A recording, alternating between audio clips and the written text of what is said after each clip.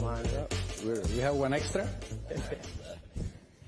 Excellent, excellent. Welcome, everybody. Good morning, good morning. My name is Robbie Greenfield. I'm the former head of social impact at Consensus, current CEO at Umoja Labs, where we monetize your Bitcoin. And here today, we have probably the best minds in the world to talk about stablecoins. I don't say that short of breath at all. We have the amazing and illustrious Jose Fernandez de Ponte, SVP and Global Manager of Blockchain, Digital Currencies, and Crypto at PayPal.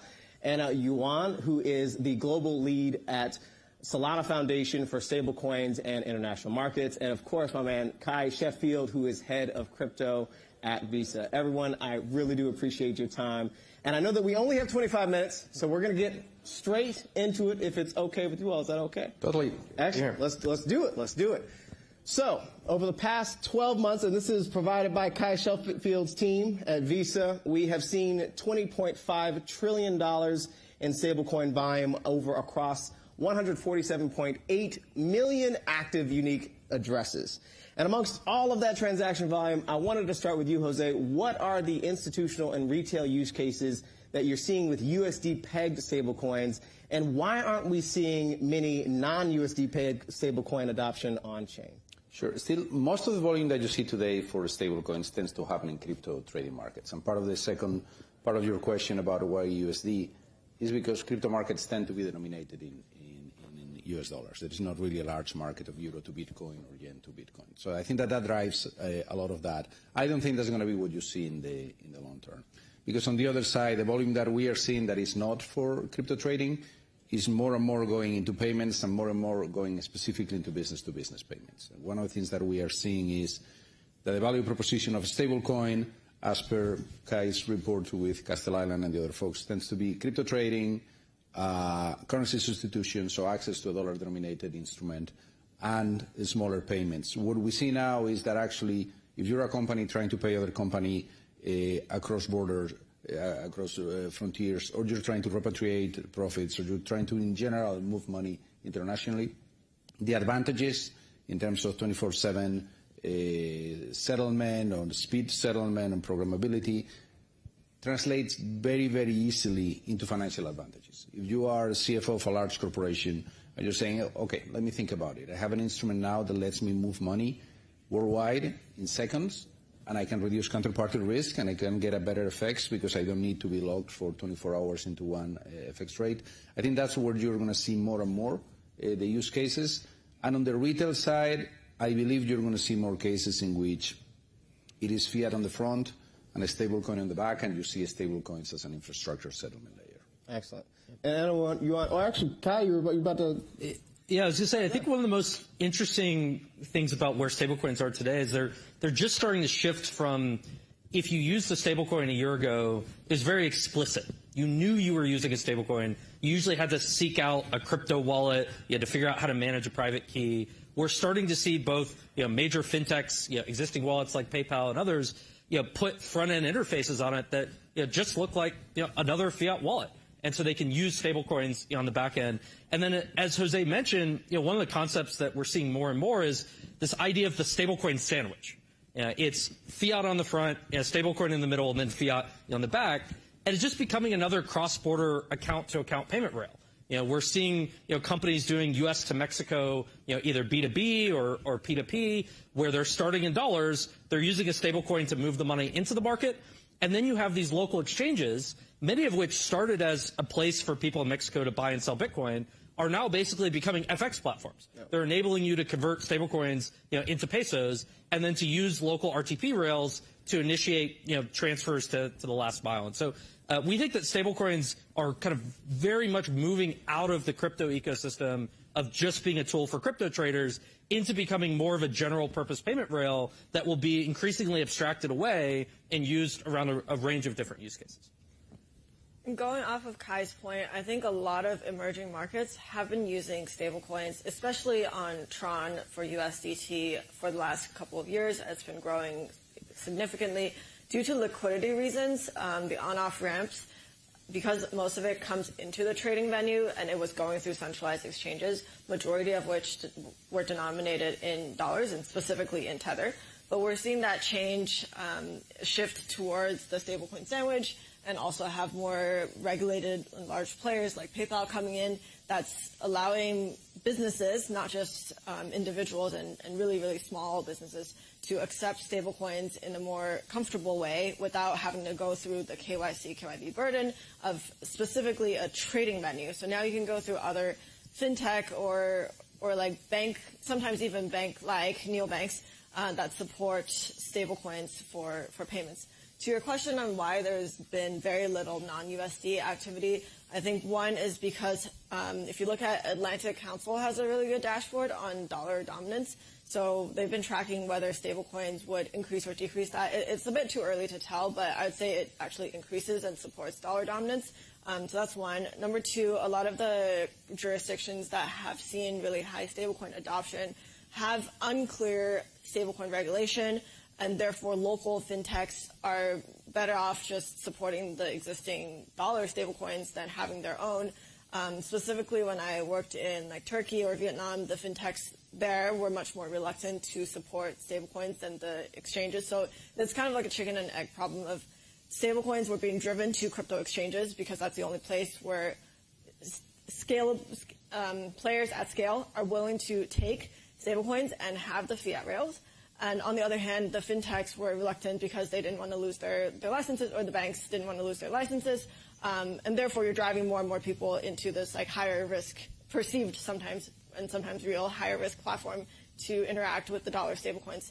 I think in the long run, I agree with Jose that things will change, but most likely it's going to look like dollar dominance will be higher in the stablecoin world than in the fiat world. In which jurisdictions from you all's experience are starting to introduce those non-USD peg stablecoins, and just based off of this, stablecoin sandwich flow of funds that you all are describing, are most likely to naturally have a resurgence in the adoption of their currencies on chain? That you're seeing, so if you look at not only stablecoins but in general digital currency, because obviously places like Nigeria have been making significant progress on central bank digital currencies, and obviously China has as well. But if we stay strictly on the stablecoin side, there are small amounts of, for instance, there are a couple of stablecoins that are issued on Singaporean dollars. There are a couple of stablecoins that are issued on euro, but don't have significant traction yet. I actually think that you will see much more traction in euro-denominated stablecoins in terms of the large economic regions going forward. I think the MiCA does a very good job at providing a very clear setting, and there are things in MiCA that the industry would rather see refined, and there are still questions of how the deployment is going to work. But if you look at, there are regions that, different to the US, a place like Europe has a very clear instrument in the regulation that is e-money. It's a very clear definition of what electronic money is, and if you have that, then the proxy for a stablecoin is tokenized e-money, and there's something that is easy to put into one regulatory bucket. I think that gives an advantage for the development of euro-based stablecoins. Yeah, I think we spent a lot of our time looking at what role will banks ultimately play. And I think it's really interesting that the stablecoin ecosystem today, it's almost entirely non-banks. It's fintechs. And we've just started to see a number of large banks start to step into the space. And so we've had SocGen in Europe. They've got EuroCV, which is a stablecoin euro-backed. We announced that we've partnered with BBVA. We're starting to work with them, helping them issue their own stablecoin. And so as Jose mentioned, I think that there's a clear framework in Europe. You'll see many more euro-denominated stablecoins. We've seen a lot of activity in Brazil. I think that the Central Bank of Brazil has been very much on the forefront of many payment innovations. And so we're seeing there's this top-down push of they're creating a wholesale CBDC that they call DREX as kind of the next generation after PIX. And then you have banks saying, wait a minute, if you have a wholesale CBDC, should I issue a tokenized deposit or a stablecoin that can then sit on top of that, can use the wholesale CBDC to settle? And so we think that we'll start to see banks play a much bigger role in bringing stablecoin-like products to market. And then the question is, if you've got 100 different stablecoins representing many different currencies, how do they interact with each other? And then again, you also have many different blockchains. And so it's not even just many stablecoins, it's many stablecoins on many blockchains. And so I think there's a huge challenge from an interoperability perspective of how do you just create end applications where it doesn't matter which branded stablecoin you have, it doesn't matter which chain, that these things can just work with each other. And I think we've made progress there, but there's still a long way to go to really make it work. And Anna, I'd love to actually capitalize on this point and ask you, because Solana really has been at the center of the best user experience that most networks can bring when it comes to stablecoins, but also when it comes to just retail and increasingly institutional adoption as well. So for you, given the problem that Kai pointed out, like where do you see the future of stablecoin interoperability to whereas all of these systems can interact on a single chain or across multiple chains and maybe settle on an anchor chain in a way that both institutions and retail can deal with and digest? Yeah, I think there are maybe two orthogonal points to make here. One is that, to be blunt, while I would love cross-chain infrastructure to work, sometimes for Solana, when our block time is milliseconds and somebody else's block time is like a couple minutes with block reorgs, it's just not going to work very well unless we're all on the same page for being slow. So my bull case is that high-performance chains will become more interoperable with each other, whereas lower-performance chains are maybe great for like store value, but really not good for medium of exchange. On the other side, I think in terms of what could we bring in the future, there is both permission chains and very compliant chains with like sometimes ZK privacy built in, oftentimes KYC ML built in, and then there's the open public blockchain. So Solana has taken the stance where Solana itself is a public blockchain. However, the code is open source. Anyone can roll up and go build their own Solana permission environment. Same, you can go build like Hyperledger, Besu on EVM, and some of the other chains you can use the code. However, when you make that conscious decision as a bank or as a regulator or a central bank, you're making the decision that you want this to be sandboxed in your own ledger. And it's very difficult unless you are willing to interact with the public blockchains in order to be interoperable. So therefore, you're locking liquidity into your own bank or own consortium of banks.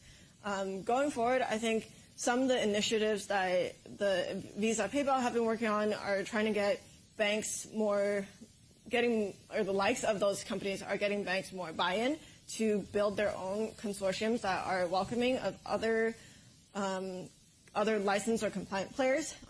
So that's in the more like TradFi space. On the crypto side, we're seeing a lot of issuance as a service or on-chain. Basically, anyone can issue a stablecoin either by partnering with somebody like Paxos or somebody on-chain. And you're seeing those find their own liquidity venues to interact with each other on the public side. So you can build AMMs, which are liquidity pools that are similar to traditionally, I guess, FX markets, the equivalent, because now instead of having $1 that you go to every bank for, now you have 15 different dollars, and those 15 different dollars are not fungible with each other. So you need some central or decentralized point to clear those. And I think both of these will coexist in the future. And Kai and Jose, you all mentioned, and also, Anna, you alluded to as well, this concept of the stablecoin sandwich when it comes to the flow of funds between fiat currencies, e-money, stablecoins, as we know them today, or as they're defined across different jurisdictions. Can you all elaborate for the audience, what is the stablecoin sandwich? Just to give clarity as to what that looks like. So that expression usually refers to user-facing experiences where the user, whether it's a consumer or a business, is interacting with fiat, and the perception is, and the reality is that they are seeing fiat, and the settlement in the background is happening in stablecoin. So similar to you use your bank to send a wire transfer to somebody in Europe, you don't need to understand what a correspondent banking system, nostro vostro accounts, you don't need to understand what SWIFT is. All that complexity is abstracted from you. You send a wire, and the wire, after some cost and a few days later, shows up on the other side. So on the stablecoin side, that's a little bit similar. If you think of retail payment use cases, I was in Singapore a few weeks back, and the best experience that I've had in wallet interoperability was when I landed in the Singapore airport. I wanted to call a taxi to go to a hotel. I was using the Southeast Asia wallet that is predominant. There is a company called Grab. But I couldn't connect my U.S. credit card to ask for the taxi, so what I did is I pull up, but they accepted our stablecoin. So I pull up my U.S. PayPal wallet, I send a PUSD on Solana to Grab. It showed up in 10 seconds as Singaporean dollars. I got my taxi and went off. That is the best experience I've seen in wallet interoperability in different jurisdictions. Still, it required that I knew how to pull up a crypto wallet and do non-chain transfers and the like. There is no reason why, with some time and some engineering hours put into it, you can abstract that from the user and just say, hey, you can load your Grab wallet with your US PayPal account. So that I do believe that for mainstream adoption, we will need to remove that complexity. Same thing that you don't need to understand TCP/IP to use your browser. Hopefully you don't need to understand how the Solana proof of history works to interact with stablecoins. Yeah, just on that point, I think one of the really simple things that has just baffled us looking at stablecoins from a traditional payments perspective is the way that they've worked over time has been they're sent over a public blockchain, but you need to pay a transaction fee in the native token of the public blockchain. So if I send you $100 of USDC, a stablecoin, to a crypto wallet, you can't do anything with that unless you have ETH, unless you have SOL. And so you're asking a mainstream consumer to go and buy a cryptocurrency, even a small amount of it, just to pay the transaction fee to send fiat. It makes no sense. And so I think we're just now starting to get to the point where you've got really talented builders coming in from fintech who've created products that have reached millions of consumers. They're saying, wait a minute, why don't we just abstract that away? Why can't you just send a stablecoin and send fiat without ever having to directly interact with ETH or SOL or even know what a crypto asset is? And so I think we're starting to see the first products that decouple a stablecoin that uses a public blockchain from the underlying crypto asset in the transaction fee for it. I think that's a huge deal. And so we'll see more and more of these experiences that are stablecoin or fiat only. And I think that's really what it's going to take to get it out of just this niche crypto bros using it to mainstream consumers across the world being able to benefit. As a crypto bro, I'll offer some nuanced takes here.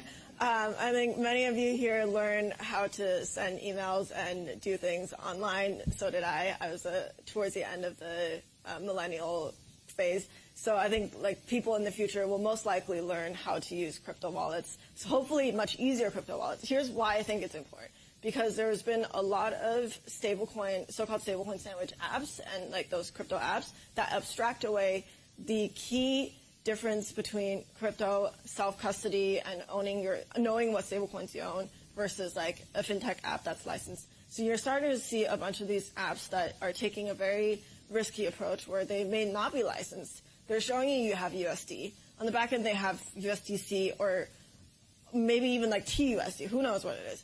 And you don't know. And USDC, or probably not USDC, but some other USD depegs, or they get scrutinized. Consumer still doesn't know. And in order to abstract away gas at this current point, I hope in the future it'll be better. A lot of times the product designer has to opt into a custodied version of the wallet. So in that case, they can help manage your balances, they can help pay for your gas and all that. But then that means your assets are no longer yours. And why would you use that when you can use a trusted entity like PayPal to custody your assets, and they're very much being observed by regulators and been around for much longer. So I think the trade-offs here are there are a lot of nuances where if you go for this and you're not protecting your consumers, or maybe don't have the best intention at heart, it could really hurt people's perception of stablecoin sandwiches in the long run, because it is a great tool. Stablecoins, we pay a lot of our grantees or people in the industry, we pay each other in stablecoins all the time, and people are all around the world. It's super fast. However, you also have these people that maybe were told hey, I'll pay you on this app, and then this app 3 months later disappears, and that's just not a great experience.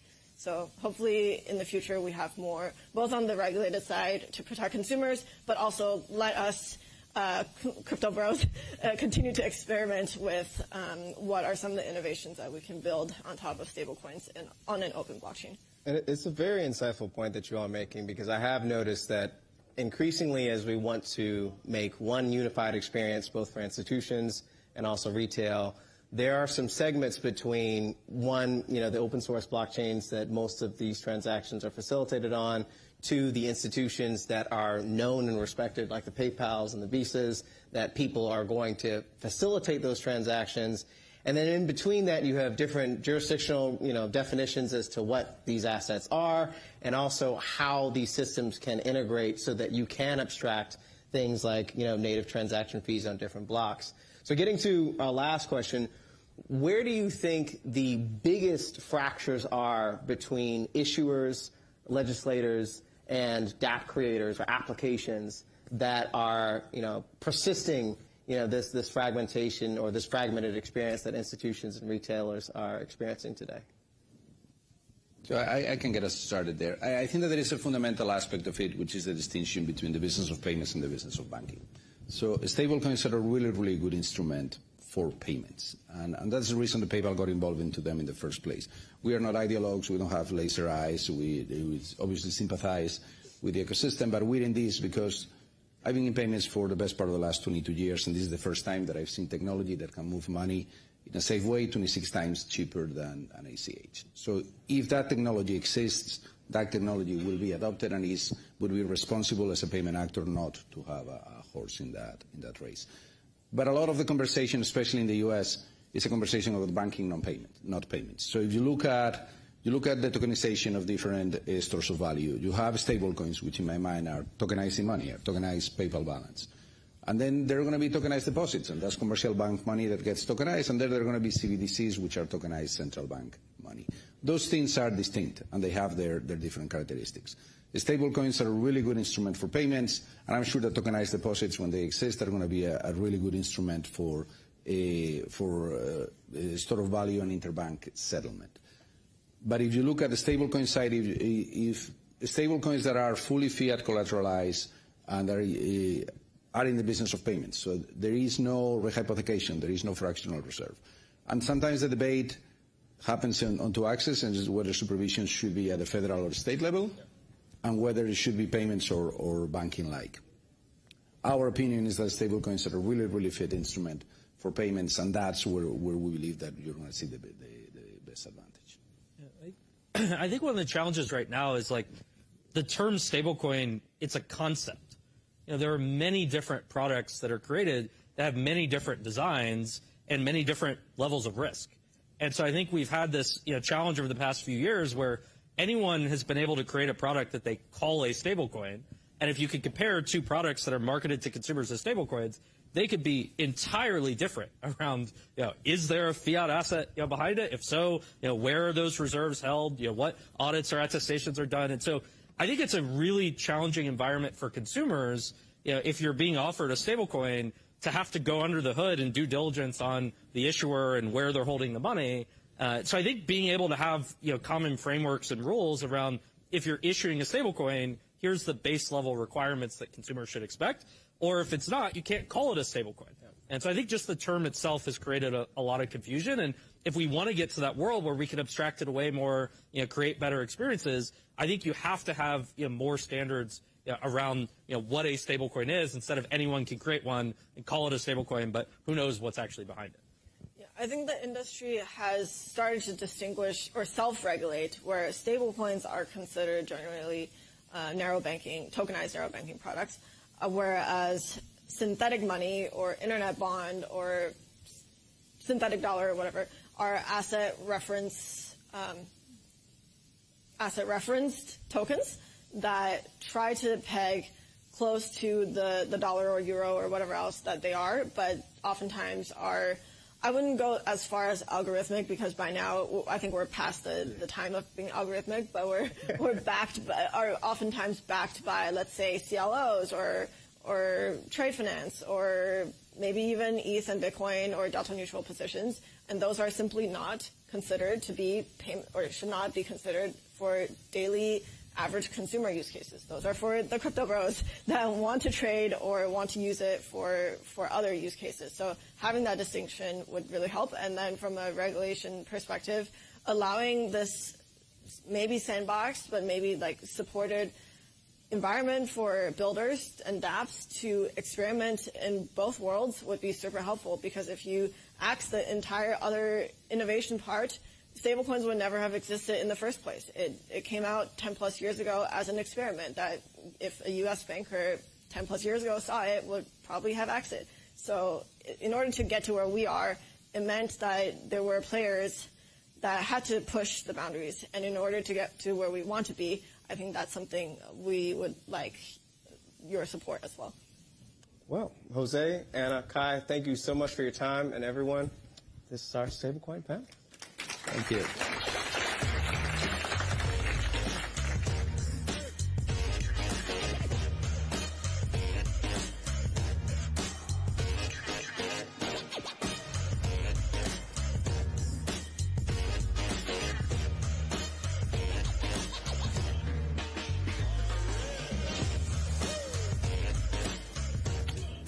So ultimately, we are still an academic institution in terms of our academic moorings, and we like data.